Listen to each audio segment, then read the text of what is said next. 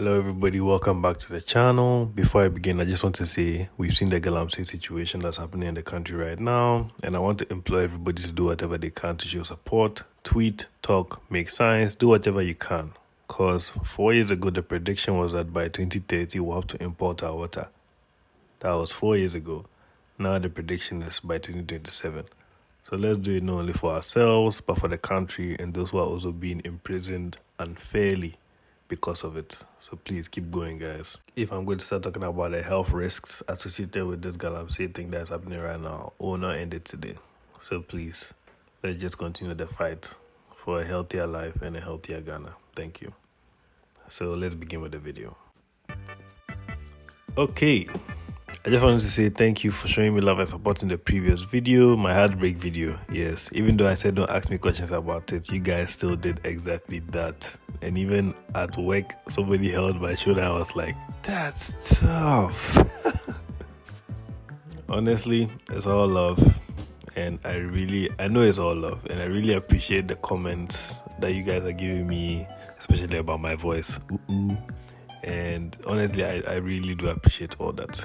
The day I reach 500 followers, I'll animate anything you guys want me to animate, I promise. So just remember that. Anyways, let's begin with the video. So you just entered university and you heard that there's a house party happening nearby. So you talk with your new friends and you're figuring out how you're going to get there. You end up using trotro, cause Charlie, what's man go do? And when you pull up, most of your other mates are driving cars or they are in big cars. Welcome to the life of unbalanced transportation in Ghana. So this is me, basically my experience of having no car in Ghana. Charlie, I know a lot of you relate, so either ways, let's continue. So in Ghana, there are basically 4 or 3 modes of transportation. We've got, if you have your own car, so your own transportation, that's one. Your own car or your own motor. If you are using an Uber, that's like the next step below having a car. So basically Uber is an app where you can order a ride and they come and they pick you. Uber, Bolt, Yango, they're all the same thing basically. And then they send you to your location. Directly under Ubers, we have taxis. So taxis basically do the same thing, only the taxi drivers, their cars are in much less, good condition than Uber drivers. And also taxis, they don't have time for your nonsense. They're usually like gathered at one side. You come, you sit down, you pay some money, you go to your destination as a group. If you want them to do your personal transportation to your side, you have to pay them dropping. And dropping, if we start talking about it, Charlie won't end. And at the bottom of the barrel, we have trotros. Now, trotros, Charlie, that's basically what everybody can use. That's basically like trenches. We all know that we if you don't have any other options, you go and use a trotro. Trotros are cheap, they're good, and blah blah blah. This is just an introduction before I actually start, so we know what we are talking about. All right, Charlie, I'm just going to say it like this: having no car is not easy. I understand. When you close from work, you're looking for co-workers to pick you. You're looking at Uber prices whenever you want to go somewhere. The Uber prices they're like fluctuating like crazy. Now, if you're with a group of friends, you now have to figure out how some of you are going to end up, going to the place. Maybe you order different cars and stuff.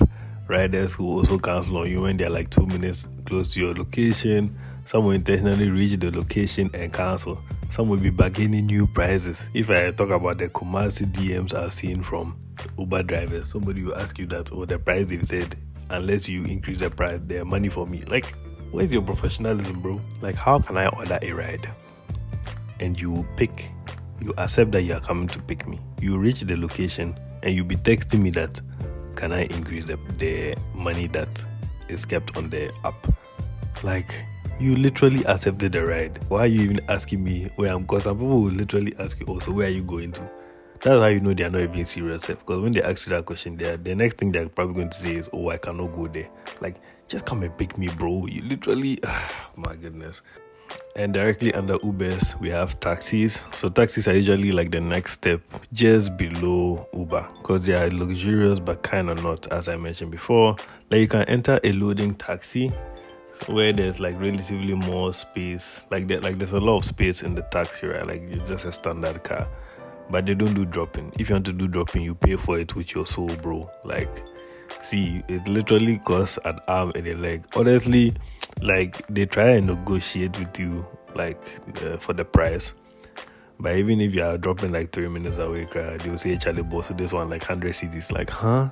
And the worst part is that if you have a note that is too big, and if you have like 100 CDs notes, Charlie, they'll do like, it's your fault now. Like, you safe, you should have entered with a smaller note. Why you entering with a bigger note? But bro, like, I don't control how much money I'm having. But it's actually some ways because, yeah, me too. I'm entering a taxi. Why am I carrying only big notes? I want to, yeah, I'll take that one in a way. But Charlie, if they're serious, they'll also go and find the change for it. So that one there. Taxis too, Charlie. Taxis, you find them everywhere, bro. Everywhere. Everywhere in Ghana, you find a taxi. I remember when I was living in the north for most of my life, taxis were like my main mode of transport. So like I know how they function.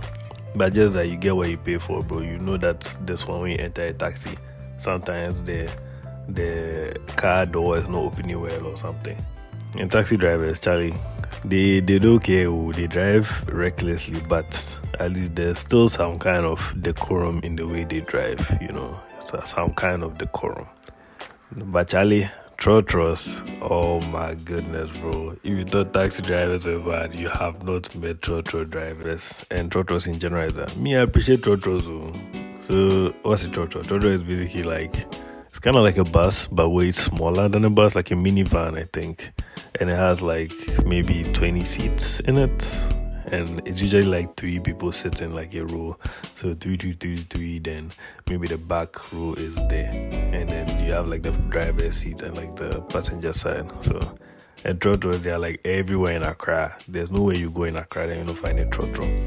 And we actually appreciate trotros a lot because, Charlie, if you know you can walk and you don't have any shame, massa, just go for a trotro. Because trotros are super reliable, they are convenient, and there are trotro stations always around. Like, using a trotro grad, there's no shame in it, bro. Like, everybody uses it. Drivers, but the trotro drivers, when you enter a trotro, see, it's very affordable, but for very good reason too. And you can get up and pay like 3-4 CDs, and then they'll drive you from like Accra to Kumasi. But bro, the way they drive, like, they drive like they don't care about their passengers. Like, imagine every single Need for Speed game you've played or Road Rash game you've played, where like the cars are speeding through and dodging and almost crashing, just missing death by an inch. Yeah, that's basically trotro drivers. But the funny thing is that when you are inside a trotro and they are doing those their things to get to the front, it's kind of nice because you are getting to your destination faster, right? Sometimes you see like a clear, for those of you who would drive, you see like cars are lined up on the right side of the road, and the left side, see the cars are coming on the opposite side. And these trotros will literally drive to oncoming cars and go to like almost like they'll enter the gutter, just trying to overtake other cars. Like, but Charlie, as long as they make it to the destination fast, I won't complain. But when you're on the other side, when maybe you're driving and the trotro driver does their thing to overtake you, complain, be like, Charlie, what are you doing? Meanwhile, see, bro. That's just how life is. It's like there's this competition about reckless drivers, and taxi drivers are basically arguing inside the room, saying I'm the best. And like trotro drivers enter the building. They literally enter the building, or not the room, the building, and then the taxi drivers start feeling their aura from like 12 kilometers away. But as I said, you get what you pay for. When you enter the car, Charlie, the car engine parts alone, sometimes you sit at the front seat and you see that the thing that's supposed to cover the car, like the AC and things, is not even there safe. It's not there. Like, you're literally sitting with the trotro driver and he's just operating it like he's a mechanic. You don't even know what he's doing. Sometimes the what's the name, Seth? It's been a while since I've driven Manor actually. But yeah, the shift, the gear shift or whatever they call it, like the thing is supposed to tend to change the gears, bro. The thing is not even like the I don't even know how to put it. Like the plastic that's supposed to help the person, assist the person in changing the jets. Plastic is not even there. You just look down. It's wires, bro. It's wires. The door handle at your side. When you check it, there's no door handle there. It's literally gone, and they've tied like a rope. It's not a joke. I'm not even exaggerating, bro. Like it's just a wire there, and they're literally pulling a wire to open the door and close it. Like sometimes there's no door. Sometimes there's no door there safe. Like, and and you would think the condition of the car would be the least of your worries, brother. Sometimes, if you're not lucky, you go and sit by someone who, let's just say, their aura, their smelling aura is not the best. Maybe they forgot to put some deodorant the morning before. Maybe they skipped a couple of showers. Who knows? To each their own. But see, sometimes you sit down, somebody gonna sit down by you and like you are just dying. I remember one time I went to sit down and someone came in, and the way the person was dressed, like his shirt was torn, he was looking very raggedy. I was like, okay, you know what? Like, let me not judge him before he sits down. Like, it is what it is, right? See, he comes to sit by me, and the smell that passed my nose, I was like,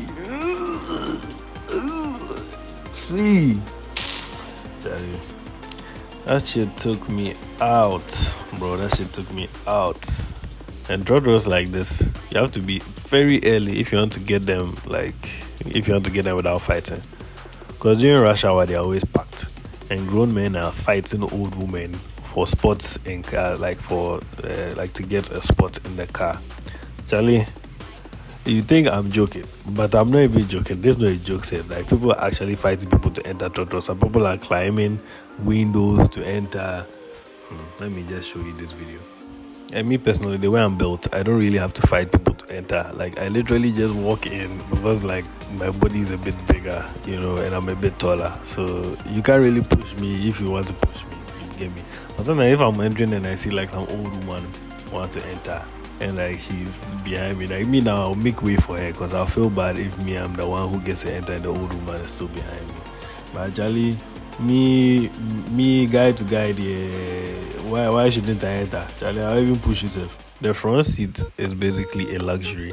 No odor, no body odor, no unnecessary movement from people trying to push you, or even people that you're sitting with don't disturb you.